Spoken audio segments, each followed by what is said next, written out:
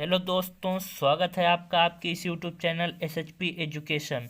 हम लेके आए हैं सीटेट के most important math pedagogy question, जो कि हर बार पेपर में पूछे जाने वाले प्रश्न हैं। तो क्वेश्चन देखते हैं। क्वेश्चन आपकी स्क्रीन पे आ गया है। क्वेश्चन हमारा क्या है? क्वेश्चन है, निम्नलिखित कथनों में से कौन सा कथन सही है? ऑप्शन है, ये है, 3 विषम संख्याओं का गुणनफल एक सम संख्या है। क्या है? 3 विषम संख्याओं का गुणनफल एक सम संख्या है। ऑप्शन बी है, एक सम संख्या और एक विषम संख्या का अंतर एक सम संख्या हो सकता है। ऑप्शन सी है, 2 विषम संख्याओं और एक सम संख्या का योगफल एक सम संख्या है। ऑप्शन डी है, 3 विषम संख्याओं का योगफल एक सम संख्या है। तो यहाँ पे हम लोग चेक कर लेते हैं कौन सा ऑप्शन सही है। ऑप्शन पहला है, 3 विषम संख्याओं का गुणनफल एक सम संख्या है। जैसे दो गुण 3 विषम संख्या 3, 5, 7, 5 3 15 7 105, यह एक विषम संख्या है। यह एक विषम संख्या है, तो यह ऑप्शन गलत हो जाएगा। हमारा ये ऑप्शन गलत हो जाएगा। ऑप्शन बी है, एक सम संख्या और एक विषम संख्या का अंतर एक सम संख्या होता है। ऐसा बिल्कुल भी नहीं है। जैसे एक सम संख्या है कोई 8 है और एक विषम संख्या है 5, तो इसका अंतर हो जाएगा 3। 3 अंतर हो जाएगा, तो एक सम संख्या और एक विषम संख्या का अंतर हमेशा विषम संख्या होता है। ये भी गलत हो जाएगा। 2 विषम संख्याओं और एक सम संख्या का योगफल एक सम संख्या होता है। यह भी देख लेते हैं। 2 विषम संख्या जैसे कि 3, 5 विषम संख्या हो गया, प्लस एक सम संख्या 2 कर लेंगे, तो यह कितना हो जाएगा दोस्तों? 10 है। तो यह बिल्कुल सही है, यानी हमारा ऑप्शन सही हो जाएगा ऑप्शन नंबर सी। कौन सा सही हो जाएगा दोस्तों? Option number C. अब हम चलते हैं अपने अगले क्वेश्चन नंबर 2। क्वेश्चन नंबर 2 हमारा क्या कहता है? क्वेश्चन नंबर 2 आपकी स्क्रीन पे आ गया है। प्राथमिक स्तर पर टेनग्राम बिंदु के खेल प्रतिरूप इत्यादि का प्रयोग विद्यार्थियों की सहायता करते हैं। ऑप्शन है, मूलभूत संक्रियाओं को समझने में। ऑप्शन बी है, स्थानिक समझ की योग्यता में वृद्धि के लिए। ऑप्शन सी है, संख्याओं की तुलना का बोध विकसित करने में। ऑप्शन डी है, परिकलन कौशलों के संवर्धन में। तो यहाँ पे जो टेनग्राम होता है वह बिंदु का खेल होता है दोस्तों, जो प्रतिरूप इत्यादि का प्रयोग करके हम स्थानिक समझ की योग्यता में वृद्धि के लिए छात्रों की सहायता करते हैं। यानी हमारा ऑप्शन कौन सा सही हो जाएगा? Option number B. ऑप्शन कौन सा सही हो जाएगा? Option number B. अब चलते हैं हम लोग अगले क्वेश्चन पे दोस्तों। Question number 3। क्वेश्चन नंबर 3 हमारा क्या कहता है? आ गया है आपके स्क्रीन के ऊपर। आपकी स्क्रीन के ऊपर आ गया है क्वेश्चन नंबर 3। क्वेश्चन 3 है, गणित की शिक्षा का मुख्य ध्येय क्या है? मतलब गणित की शिक्षा का मुख्य लक्ष्य क्या है? ऑप्शन है, ज्यामिति के परिमेयों और उनके प्रमाणों का स्वतंत्र रूप से सृजन करना। ऑप्शन बी है, विद्यार्थियों को गणित समझने में सहायता करना। ऑप्शन सी है, उपयोगी क्षमताओं को विकसित करना। ऑप्शन डी है, बच्चों की गणितीय प्रतिभाओं का विकास करना। तो जो गणित की शिक्षा का मुख्य लक्ष्य होता है वह होता है बच्चों को जो गणित में प्रतिभा का होता है, प्रतिभा का विकास करना। तो ऑप्शन हमारा सही हो जाएगा option number D. Option D हो जाएगा। अब चलते हैं दोस्तों अपने अगले क्वेश्चन नंबर 4। क्वेश्चन नंबर 4 आपकी स्क्रीन के ऊपर आ गया है। देख लेते हैं क्वेश्चन 4 क्या कहता है। आ गया है आपकी स्क्रीन के ऊपर। क्वेश्चन 4 है, एक शिक्षिका गणित के संप्रत्ययों को सिखाते हुए खोजपरक उपागम का उपयोग करती है। क्या करती? एक शिक्षिका गणित के संप्रत्ययों को सिखाते हुए खोजपरक उपागम का उपयोग करती है, विद्यार्थियों की व्यवहारिक क्षमताओं का उपयोग करती है और उन्हें चर्चा में शामिल करती है। वह इस युक्ति का प्रयोग किस लिए करती है? वह जो शिक्षिका है वह किस लिए प्रयोग करती है? ऑप्शन क्या क्या दिया बच्चों? गणित शिक्षण के उच्चतर उद्देश्य की प्राप्ति के लिए। ऑप्शन है, गणित शिक्षण के उच्चतर उद्देश्य की प्राप्ति के लिए। बी है, विद्यार्थियों में व्यवहारिक क्षमताओं के विकास के लिए। ऑप्शन सी है, एक निश्चित प्रकार की सोच व तार्किकता विकसित करने के लिए। ऑप्शन डी है, गणित शिक्षण के संकीर्ण उद्देश्य को प्राप्त के लिए। तो यहाँ पे हमारा ऑप्शन सही हो जाएगा दोस्तों ऑप्शन नंबर सी। क्योंकि गणित में जब व्यवहारिक उपागम का प्रयोग करते हैं तो इस प्रयोग से एक निश्चित प्रकार की बच्चों में सोच व तार्किकता विकसित होती है।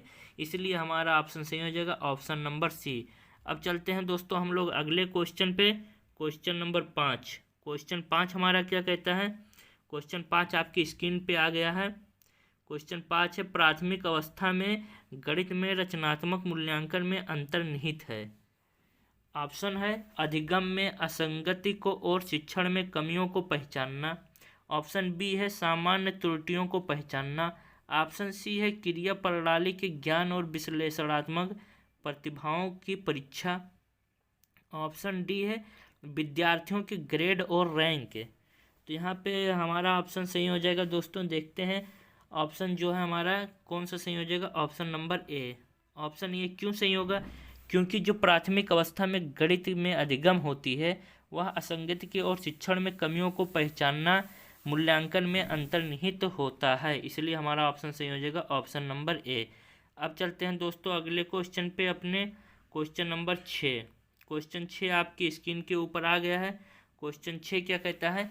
वैदिक गणित आजकल विशेष रूप से प्राथमिक विद्यालय के बच्चों में बहुत लोकप्रिय होता जा रहा है। इसका प्रयोग निम्नलिखित में से किसके विकास संवर्धन में होता है? जो वैदिक गणित है वह आजकल प्राथमिक विद्यालय के बच्चों में बहुत लोकप्रिय हो रहा है, तो इसके प्रयोग किसके विकास से संवर्धन में होता है? ऑप्शन है विद्यार्थियों की गणित में परिकलन प्रक्रिया की समझ। ऑप्शन बी है विद्यार्थियों के गणित में समस्या समाधान कौशल। ऑप्शन सी है विद्यार्थियों की गणित में एकाग्रता। ऑप्शन डी है गणित में गणना के कौशल तथा गति। तो यहाँ पे हमारा ऑप्शन सही हो जाएगा दोस्तों option number D. D for Delhi. Option सही हो जाएगा ऑप्शन नंबर डी। क्यों सही हो जाएगा? क्योंकि जो वैदिक गणित होती है उसका प्रयोग गणित में गणना के कौशल और गति में विकास में सहायक के लिए होती है। इसलिए हमारा ऑप्शन सही हो जाएगा ऑप्शन नंबर डी। अब चलते हैं दोस्तों अगले question. Question number 7। Question number 7 आपकी स्क्रीन के ऊपर आ गया है। देखते हैं क्वेश्चन नंबर 7 क्या है। आकांक्षा गणित की एक अच्छी अध्यापिका बनना चाहती है। गणित की अच्छी अध्यापिका के लिए आवश्यक है कि उनके पास मतलब कोई भी टीचर हैं जिनका नाम आकांक्षा गणित की एक अच्छी अध्यापिका बनना चाहती हैं। गणित की अच्छी अध्यापिका के लिए आवश्यक है कि उनके पास क्या होना चाहिए? ऑप्शन है अच्छा संप्रेषण कौशल तथा बंद अंत वाले प्रश्नों का अच्छा ज्ञान होना चाहिए। ऑप्शन बी है गणितीय विषय वस्तु को वास्तविक जीवन से जोड़ने के लिए अवधारणात्मक ज्ञान समझ और योग्यता होनी चाहिए। ऑप्शन सी है संख्या पद्धति मतलब नंबर सिस्टम, बीजगणित, अलजेब्रा तथा ज्यामिति यानी ज्योमेट्री का अच्छा ज्ञान होना चाहिए। ऑप्शन डी है बिना समय लगाए सवालों को हल करने की योग्यता होनी चाहिए। तो जब आप एक गणित की अच्छी अध्यापिका बनना चाहते हैं या अध्यापक बनना चाहते हैं तो आपके लिए सबसे आवश्यक है कि आप गणितीय जो विषय वस्तु है उसको वास्तविक जीवन से जोड़ने के लिए आपके पास अवधारणात्मक ज्ञान होना चाहिए, समझ होनी चाहिए और योग्यता होनी चाहिए। इसलिए हमारा ऑप्शन सही हो जाएगा कौन सा? Option number B. B for ball. हमारा ऑप्शन सही हो जाएगा B for ball. Question number 7 का हमारा सही है अब बी फॉर बॉल। अब चलते हैं क्वेश्चन नंबर 8 है। क्वेश्चन नंबर 8 देखते हैं आपकी स्क्रीन के ऊपर आ गया है। क्वेश्चन 8 है। क्वेश्चन 8 क्या कहता है? एक बच्चा जिस अवस्था में सभी संबंधी संक्रियाओं को करने में सक्षम है तथा भिन्नों के संप्रत्यय की व्याख्या करने में सक्षम है वह कौन सी अवस्था है? वह कौन सी अवस्था है? विभाजनात्मक व्यवस्था की संकेतात्मक अवस्था, आरंभिक अवस्था या परिमाणात्मक अवस्था। तो यहाँ पे दोस्तों हमारा ऑप्शन सही हो जाएगा ऑप्शन नंबर बी। क्या हो जाएगा? जब बच्चा सभी संक्रियाओं को करने में सक्षम हो तो वह संक्रियात्मक अवस्था होती है। इसलिए हमारा ऑप्शन सही हो जाएगा option number B. B for ball. अब चलते हैं दोस्तों अपने अगले question. Question number 9। Question number 9 आपकी स्क्रीन के ऊपर आ गया है। क्वेश्चन 9 हमारा क्या कहता है? आकृतियों की इकाई से अध्यापक विद्यार्थियों से आकृतियों की इकाई से अध्यापक विद्यार्थियों से आकृतियों के उपयोग की सहायता से किसी भी चित्र की रचना करने के लिए कहता है। मतलब कोई भी आकृति दी गई है तो अध्यापक बच्चों से उसकी उपयोग से सहायता के लिए कोई चित्र की रचना करने के लिए कहता है। इस क्रियाकलाप से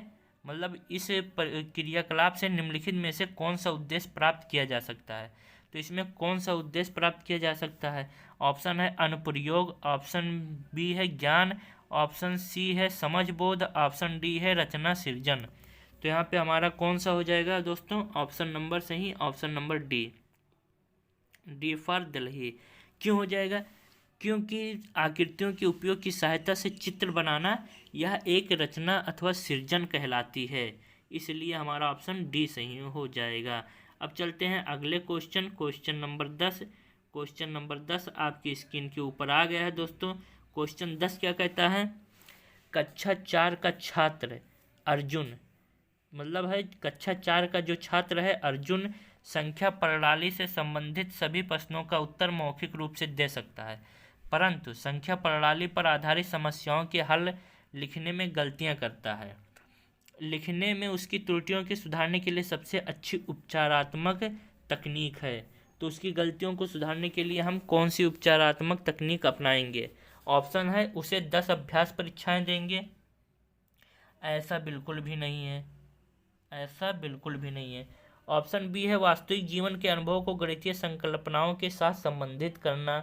ये हल्का फुल्का लग रहा है, लेकिन देखते हैं और ऑप्शन क्या कहता है। ऑप्शन सी है उसको एक कार्यपत्रक देना जिसमें समस्याएं आंशिक रूप से हल की गई हो और उसे खाली स्थान भरने हो। ऑप्शन डी है संख्या प्रणाली की समस्याओं हल करने के लिए एक से अधिक तरीके सीखना। तो यहाँ पे हमारा ऑप्शन सही हो जाएगा ऑप्शन नंबर सी।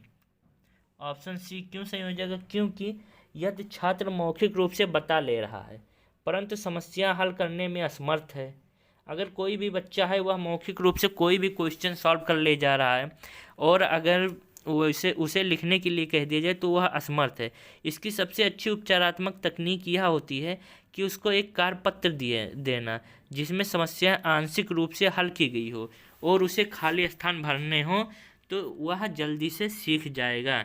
इसलिए हमारा ऑप्शन सही हो जाएगा ऑप्शन नंबर सी। अब चलते हैं दोस्तों अगले क्वेश्चन पे। अगले क्वेश्चन आपकी स्क्रीन के ऊपर आ गया है, क्वेश्चन नंबर 11। क्वेश्चन नंबर 11 क्या कहता है? क्वेश्चन 11, कक्षा 5 में गणित के पीरियड में यह वाद विवाद रखा गया कि शून्य सबसे अधिक प्रभावशाली संख्या है। क्या रखा गया? शून्य सबसे अधिक प्रभावशाली संख्या है जो बच्चों को प्रोत्साहित करता है। क्या प्रोत्साहित करता है? विश्लेषण और संप्रेषण में, वे संख्याएं लिखने में जिनमें शून्य हो, कि वे समस्याएं लिखने में जिनमें शून्य हो, मित्रों को सहयोग देने में। तो यहाँ पे हमारा ऑप्शन सही हो जाएगा option number A.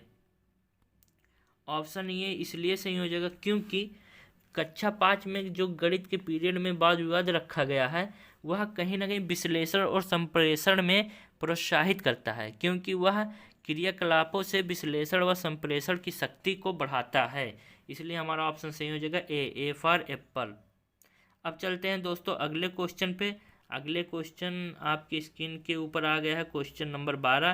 Question number 12 क्या कहता है? क्वेश्चन नंबर 12 है यदि एक शिक्षार्थी को संख्याओं और परिकलन में समस्या हो रही है तो असमर्थता हो सकती है जिसका नाम है। अगर किसी को वह जैसे गणित को समझने व गणना करने में कठिनाई होती है तो उसे क्या कहते हैं? डिस्ग्राफिया कहते हैं या डिस्कैल्कुलिया कहते हैं या डिसलेक्सिया कहते हैं या दृश्य स्थानिक संगठन में असमर्थता कहते हैं। तो अगर हमें गणना करने में कठिनाई होती है तो हम उसे डिस्कैल्कुलिया कहते हैं, यानी गणितीय अक्षमता। तो हमारा ऑप्शन सही हो जाएगा option number B for ball. अब चलते हैं दोस्तों अगले question, question number 13। Question number 13 आपकी स्क्रीन के ऊपर आ गया है। क्वेश्चन नंबर 13 क्या कहता है? कक्षा 4 में सममित और परिवर्तन की ज्यामितीय संकल्पनाओं की वृद्धि के लिए निम्नलिखित में से कौन सा व्यवहार कौशल उपकरणों की आवश्यकता है? मोतियों की माला या बिंद शीट या गिनतारा या द्विमुखी पटल।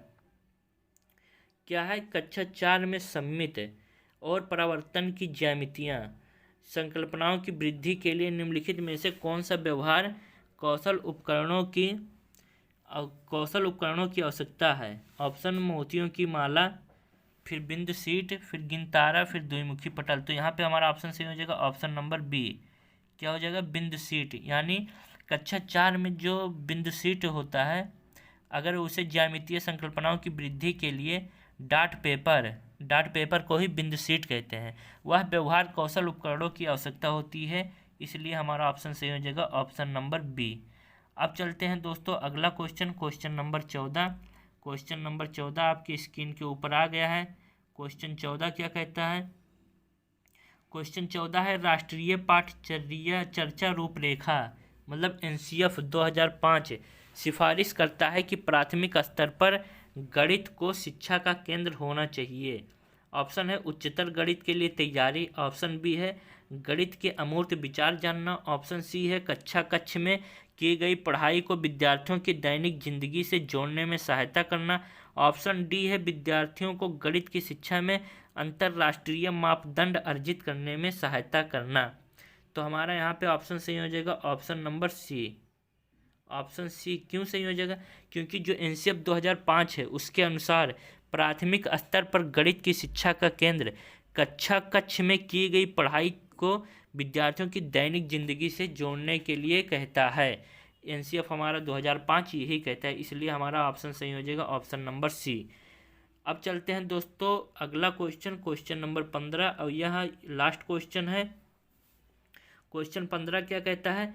अध्यापक ने कक्षा 4 के छात्रों को 36 टाइल दी और उन्हें सभी संभव आयतों में व्यवस्थित करने के लिए कहा।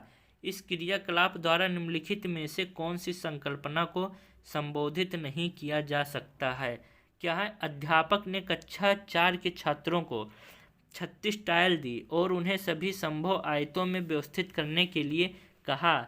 इस क्रियाकलाप द्वारा निम्नलिखित में से कौन सी संकल्पना को संबोधित नहीं किया जा सकता? ऑप्शन है गुणनफल, ऑप्शन बी है क्षेत्रफल, ऑप्शन सी है आयतन, ऑप्शन डी है गुणनखंड। तो यह कौन सी संकल्पना नहीं किया जा सकता? तो यहाँ पे हमारा हो जाएगा ऑप्शन नंबर सी आयतन, क्योंकि आयतन जो है वह त्रिविमीय आकृतियों में पाई जाती है। अतः जो दिया गया यह है क्रियाकलाप वह आयतन को संबोधित नहीं करता है। बाकी यह सबको गुणनफल को संबोधित करता है, क्षेत्रफल को करता है, गुणनखंड को करता है, लेकिन आयतन को नहीं करता है। इसलिए हमारा ऑप्शन सही हो जाएगा ऑप्शन नंबर सी। अब मिलते हैं दोस्तों अगले वीडियो में पेडागोजी के उसमें भी मैथ के मोस्ट इम्पॉर्टेंट क्वेश्चन रहेंगे। अगर जो लोग वीडियो को लाइक सब्सक्राइब नहीं किए हों कृपया लाइक और सब्सक्राइब कर लें। धन्यवाद।